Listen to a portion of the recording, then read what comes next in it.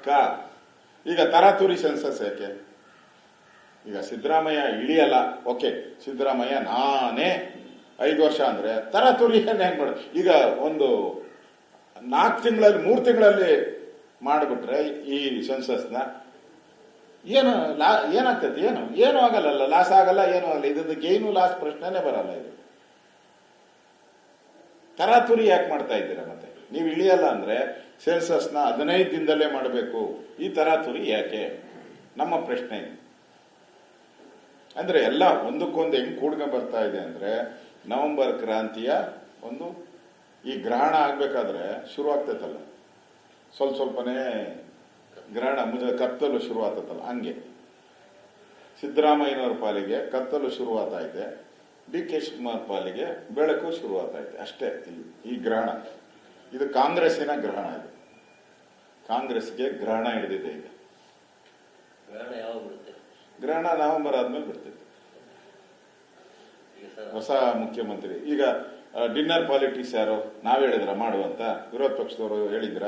ದಲಿತ ಮಿನಿಸ್ಟರ್ಗಳೆಲ್ಲ ಅವ್ರು ಮಾಡ್ತಾ ಇದ್ದಾರೆ. ಯಾಕೆ ಮಾಡ್ಬೇಕು? ಇದೇ ಟೈಮಲ್ಲಿ ಮಾಡ್ಬೇಕು ಅವರು? ಇದೇ ಟೈಮಲ್ಲಿ ಸಿಎಂ ಡಿನ್ನರ್ ಕರಿಬೇಕಾ? ಇದೇ ಟೈಮಲ್ಲಿ ಇಕ್ವಲ್ ಅವನ MLA ಸ್ಟೇಟ್ಮೆಂಟ್ ಮಾಡ್ಬೇಕಾ?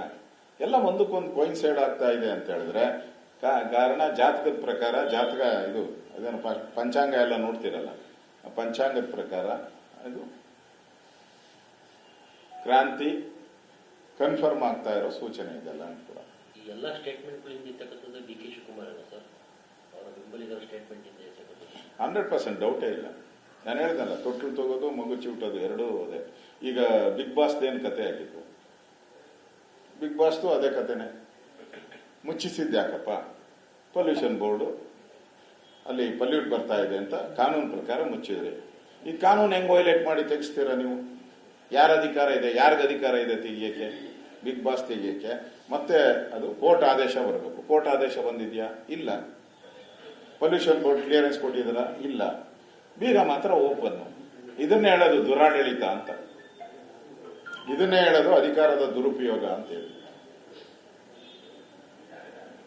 ಅವ್ರು ಹೇಳಿದ್ರಲ್ಲ, ನಟ್ಟು ಬೋಲ್ಟ್ ಟೈಟ್ ಮಾಡ್ತೀನಿ ಅಂತ. ಟೈಟ್ ಮಾಡಿದ್ರು, ಸರಿ ಹೋಯ್ತು, ತಿರುಗಿ ತೆಗೆದ್ರು ಅಷ್ಟೇ.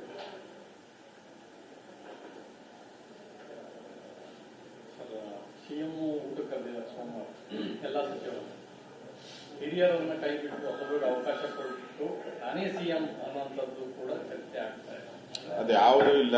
ಬಿಹಾರ್ ಚುನಾವಣೆಗೆ ಫಂಡ್ ಕಲೆಕ್ಟ್ ಮಾಡಕ್ಕೆ ಕರೆದಿರೋದಷ್ಟೇ.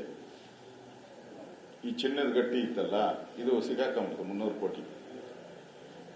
ಈಗ 300 ಕೋಟಿ ಕೊಡ್ಬೇಕಾಗಿತ್ತಲ್ಲ ಚಿನ್ನದ ಗಟ್ಟಿ, ಅದು ಸಿಗಾಕಂತಲ್ಲ. ಈಗ ಆಲ್ಟರ್ನೇಟಿವ್ ಮಾಡ್ಬೇಕಲ್ಲ ಅವರು. ATM ಹೋಗ್ಬೇಕಲ್ಲ. ಇಡೀ ಬಿಹಾರ್ ಚುನಾವಣೆ ಕರ್ನಾಟಕ ಸರ್ಕಾರ ನಡೆಸ್ಕೊಡ್ತದೆ, ಕಾಂಗ್ರೆಸ್ ಸರ್ಕಾರ. ಅದಕ್ಕೆ ಕರೆದಿರೋದು. ಮಂತ್ರಿಗಳಿಗೆಲ್ಲ ಫಿಕ್ಸ್ ಮಾಡ್ತಾರೆ ಇವರು, ಎಷ್ಟೆಷ್ಟು ಕೊಡಬೇಕು, ಯಾರ್ಯಾರು ಯಾವ್ಯಾವ ಇಲಾಖೆ ಎಷ್ಟೆಷ್ಟು ಕೊಡಬೇಕು ಅಂತ ಫಿಕ್ಸ್ ಮಾಡ್ತಾರೆ.